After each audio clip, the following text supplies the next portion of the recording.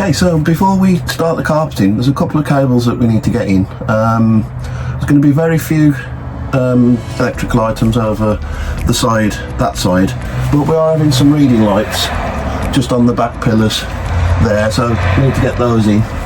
Run a couple of light cables to some recessed spotlights, a couple here, a couple at the front, and then we're going to put another cable in should we want to change the mechanical fan to an electrical version. So let's have a look what we're going to do. So we're going to put some removable panels here and mount our reading lights. So we need to get a cable up through this channel, can pop out there, and then we're going to fish it straight along this channel here. It's going to pop out this channel, and then we're going to bring it down into the corner, or maybe up the top, not sure yet. But the main part is getting it across, fishing it across there. So let's have a go at that. Okay, so I've got my cable, so I've calculated it to be, I think it was something like 0.75 mil, but just to keep everything standard, I'm going to buy 6 different size cables. Decided to use 1 mil for the lighting. So I'm just going to push this cable over here, see how I get on first. Sometimes if the cable's quite stiff, it's a little bit easier. If not, I just need to join some stiffer wire onto it.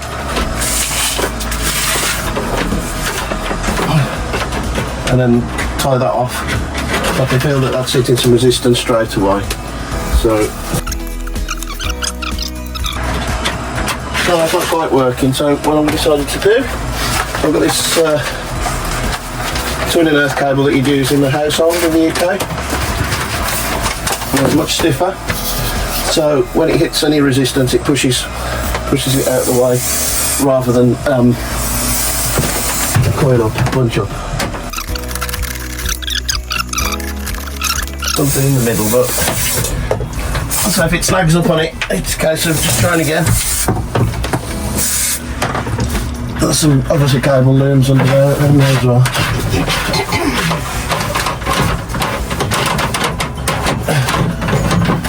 Oh, that seemed better. It's whether I could get my hand in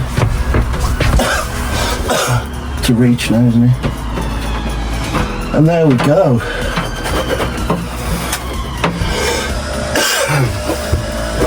So what you do now is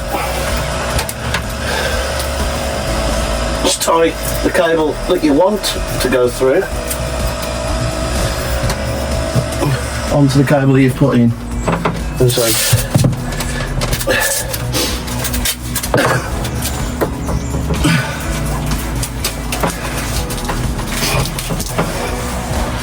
just going to tie that into there, where there's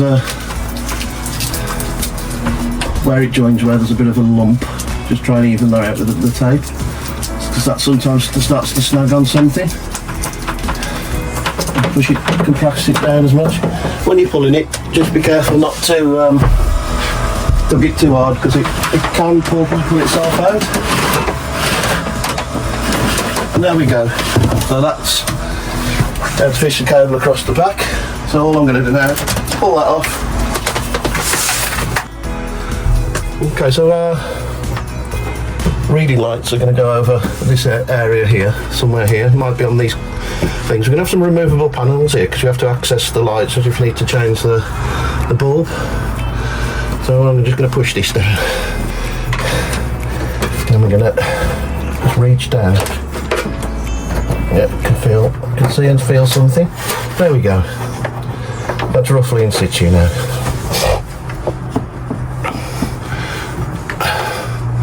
So what I will do is I'm just going to tie that off up onto there for a while. The last thing we want to do is start pulling it out. And this cable can be tucked away. Insulation can be put back into where it was.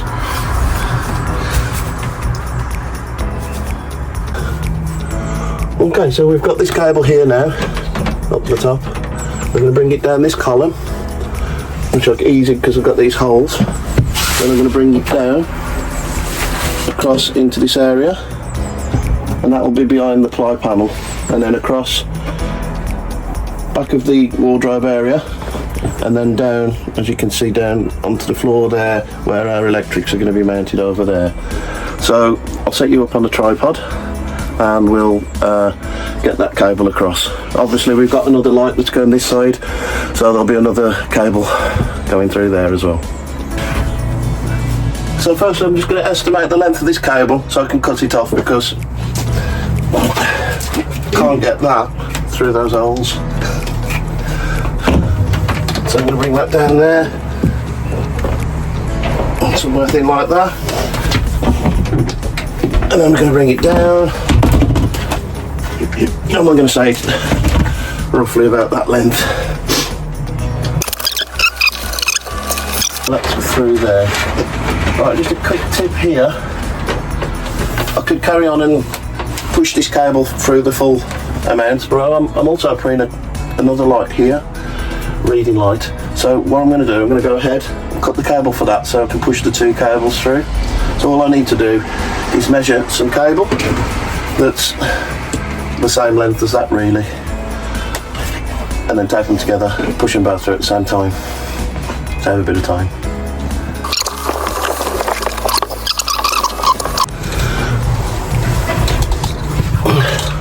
Okay, so I've got the cable in now for USB lights. So they're like reading lights with USB sockets in. So the cable comes up here. I'll try and lift you up through this hole, and I fish it across this area up here. Comes down this channel. There's my second cable for my other one on the other side. Then I've dropped it down. You can see the cross. There's the cables there. Let me show you. And then through, I've just popped them out here. Just out this bottom. Just pull it. That's just out here. So all our electrics are going to be mounted here. So I'm just going to label these up so we know which one's which, because we're going to get quite a bunch of cables there in a bit. Okay guys, so don't forget to label up your cables that you put in. So I've got driver's reading light and passenger reading light there.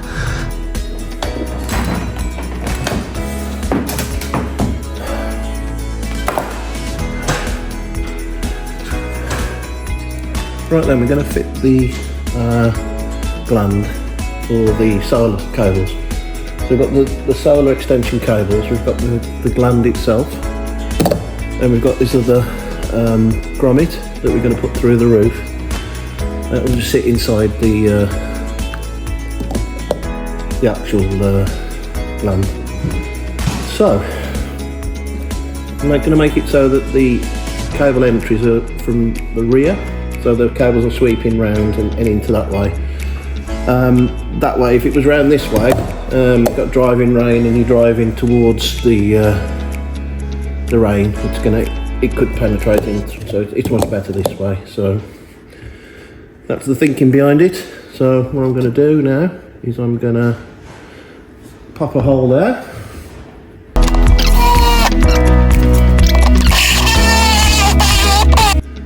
So there we go. Let's give it another try.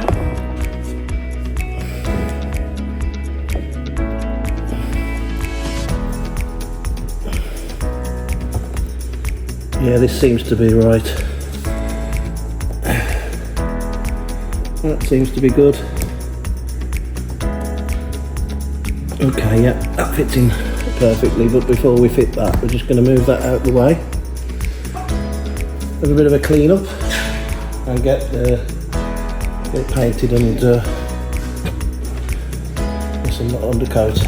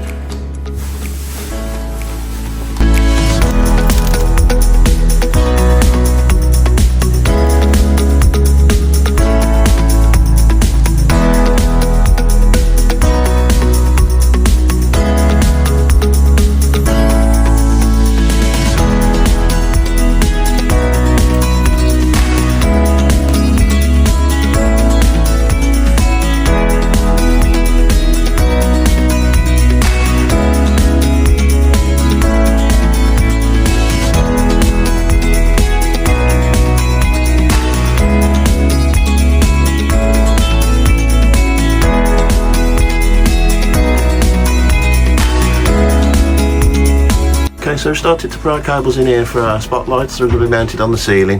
So we're going to come round there. You can see the solar cables, and then we've got one of the spotlight cables. We come across under the ceiling, and then we're going to use that existing hole there, bring it down the channel, and we're going to pop out down there where the other ones are. What I've done.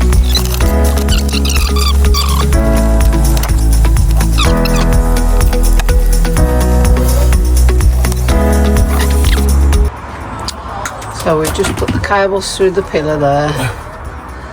Well, I did actually, like old times, Mark, eh? Yeah. It's been a long, long time since we've rewired houses. So what I've done, I've run the two back spotlights together, and I run the two front spotlights together. In this section. We might choose to have them independently switched, or we might just have, you know, join them together. Yeah, we've got time to decide that, haven't we? But obviously these are going to have a little bit of slacking, but I can pull them back when. I've labelled them up as well. So brilliant. Same over this side. Excellent. We've just got a couple more cables to put in. And that's, to be fair, that's the ceiling as far as we're going to go, because that would be stage 1 done. Somewhere here with a yeah. So we're not going to put the ceiling, the actual ceiling up until second stage. Okay, just going to pull the last two cables in. Just going to pull that down there. I've left plenty of slack for the solar cables are going to be pulled back a bit, but these are the last of the 12 volt that's going to be embedded into the. I don't like that there. It's going to be tidy, a bit tidier. Trying to make that sure that the light ain't shining off your head. Oh, yeah, just put some matte. Put your cap on. Matte shampoo, yeah. Yeah, so I'm just leaving a bit of slack there because we can always hide. Oh, we've got carpeting a bit, so we'll have to. So if you just zoom down here, let's get these off. So as I said, we are running a cable in case we want to change our fan to an electric one at a later date. So we're labelling, got all the cables into the ceiling now, so that job's done. Like I said, it's just so we could get the carpeting and we didn't have to. Yeah, and then all the messy bits are done, so we don't have to mess about. So carpeting next. It's very tight to get this fan in, but we can just get it in. There's obviously ribs across the ceiling. We've also got roof bars and then there's valleys, but we can get it just in here next to this roof bar. And it's going to come just to the right of the rib in the ceiling. I'll get down and show you the ceiling.